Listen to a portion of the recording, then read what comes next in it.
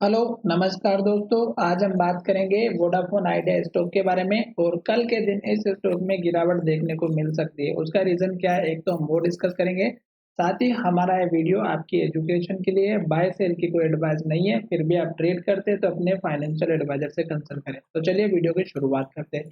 सबसे पहले अगर आप यहाँ पर देखेंगे तो स्टॉक हमारा 200 दिनों के मूविंग एवरेज के ऊपर है। तो इसका मतलब ये है कि स्टॉक हमारा जब तक स्टॉक इसके ऊपर है तब तक हमारा लॉन्ग टर्म में अप ट्रेंड को शो करता है। तो लॉन्ग टर्म वाले को लोग घबराने की जरूरत नहीं है, क्योंकि स्टॉक ने जो है 200 दिनों के मूविंग एवरेज का एग्जैक्ट सपोर्ट लिया और उसके ऊपर स्टॉक चला गया। तो अब यहाँ पर एक चीज तो ये समझ में आ गई। दूसरी बात, स्टॉक में गिरने की वजह क्या है दोस्तों? जब स्टॉक ने हाई बनाया था तो ये लेवल अब अगर आप देखेंगे तो स्टॉक ने 2 बार टेस्ट किया। तो इसका मतलब ये हुआ कि पुराने लेवल की ये स्टॉक या कोई भी स्टॉक को टेस्ट जरूर करता है, और स्टॉक ने exact same to same level को टेस्ट किया और वहीं से आने के बाद स्टॉक में गिरावट आई। अब ये गिरावट कहाँ तक आई, आप देख सकते हैं कि स्टॉक ने इस लो को तोड़ा। जो स्टॉक ने हाई बनाया था इस लो को तोड़ा और फिर स्टॉक ने यहाँ लो बनाया। अब स्टॉक धीरे धीरे ऊपर जाने की कोशिश कर रहा है, पर स्टॉक में देखिएगा यहाँ पर जो इन्वर्टेड हैमर कैंडल बनी है वो हमें क्या इंडिकेट कर रही है कि गिरावट आई। यहाँ पर इन्वर्टेड हैमर बनी वो क्या इंडिकेट कर रही है, गिरावट आई। तो यहाँ पर भी आज हमें इन्वर्टेड हैमर कैंडल देखने को मिली है, जो कि हमारा इस ग्रीन कैंडल का जो हाई है वो है हमारा 13 रुपए 60 पैसा। आज का हाई है 13 रुपए 60 पैसा और इस कैंडल का लो है 13 रुपए 60 पैसा। तो ये जो लो था दोस्तों, स्टॉक अभी इसके ऊपर जाने के लिए तैयार नहीं हो रहा है।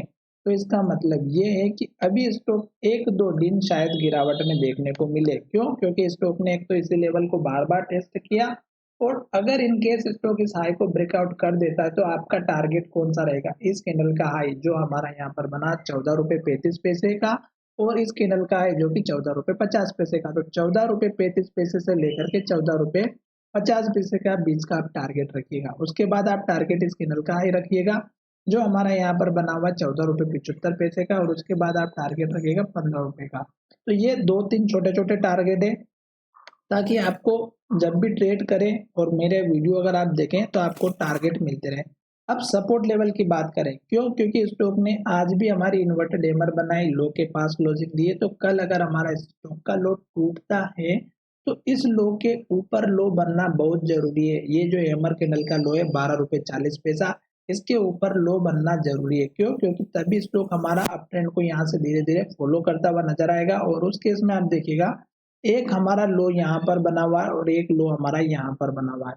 तो ये छोटा जो लो है ये आप देखिएगा 13 रुपए 10 पैसे का है, और दूसरा लेवल आप देखिएगा इस कैंडल का लो जो हमारा यहाँ पर 12 रुपए 90 पैसे का है।